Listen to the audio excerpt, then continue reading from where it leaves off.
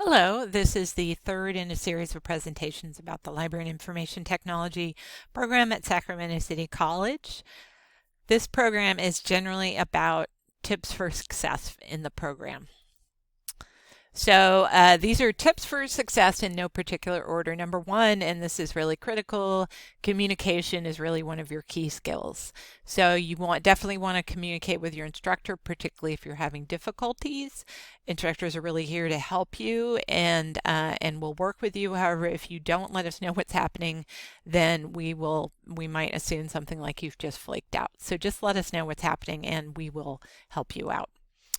You want to get used to working in groups. That is important in terms of eventually getting a job, but also it is much more likely you will be successful as a student if you have at least one buddy in your classes. So we recommend that you exchange cell numbers so you can at least text people in your classes. This is really important. You really need to be respectful with your library tech faculty. You might be surprised that sometimes library tech students are rude to faculty, particularly when it comes to online communication, in other words, email. Given that you may want to use faculty members as employment or scholarship references, being argumentative or rude is probably not your best option. The Sacramento library community and other wider library community is not large, and so word of bad behavior and difficult students tends to spread, and it isn't worth it in the long term. So this behavior can definitely affect your employment opportunities. I would also not recommend complaining about assignments to faculty members. Faculty members have chosen or created class assignments for a reason and a purpose. Please respect that. If you wish to provide feedback about your classes, we collect student evaluations every semester, and that is an appropriate forum for your input because faculty members will adjust their classes based on the evaluations, particularly if we hear that all the students are having a particular issue. If you do feel that you're having a legitimate problem, please contact Pamela, Professor Pose, the coordinator of the program, and she's always willing to talk to students.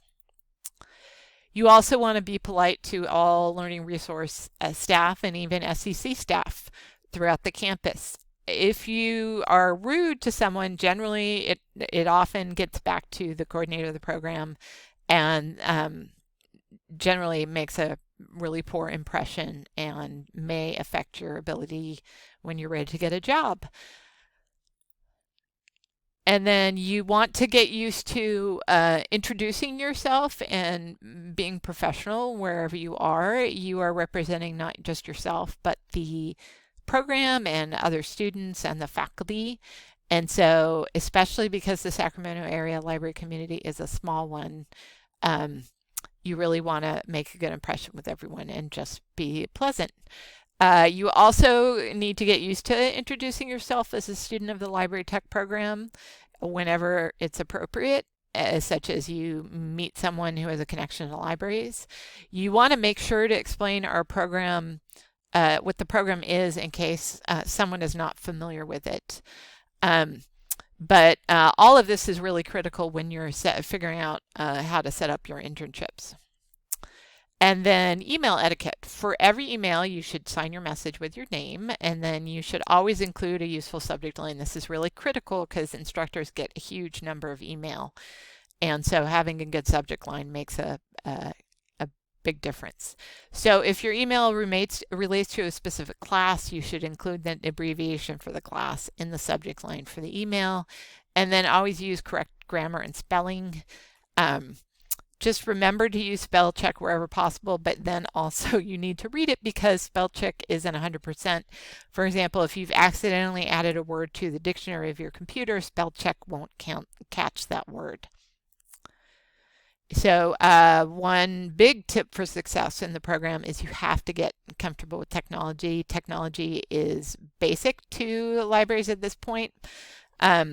when I say what does that mean, here are a few examples. You need to know how to do word processing, which most people I think know, how to create a slideshow like a PowerPoint presentation, how to do basic editing of a web page, like knowing a little bit of HTML is really useful.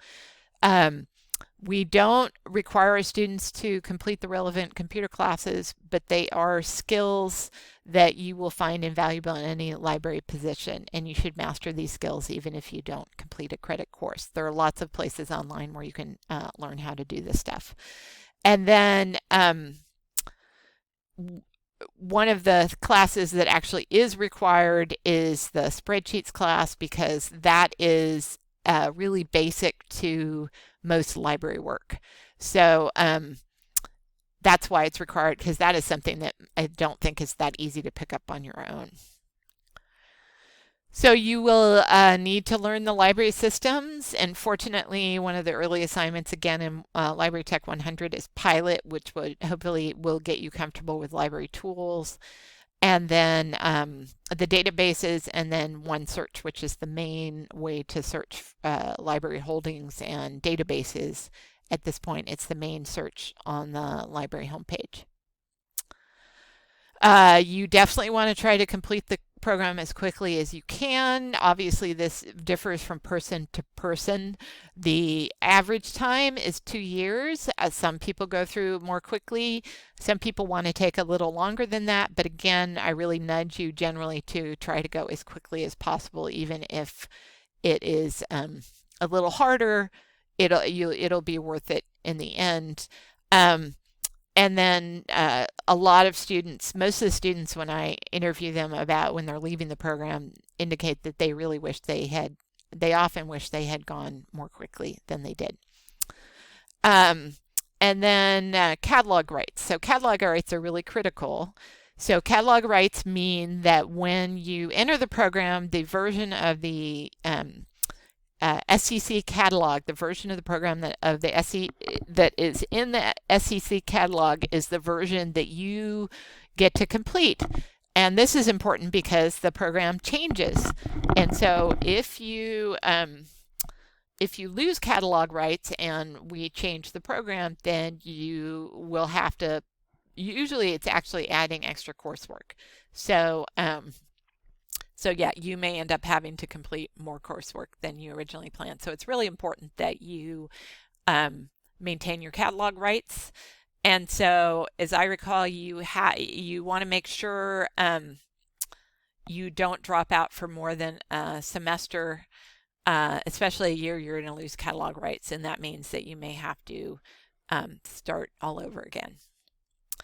And then this is important. You want to keep in touch after you graduate. So there's a LinkedIn group. LinkedIn is the big social media platform for professional connections. And there's a Library Tech group on LinkedIn.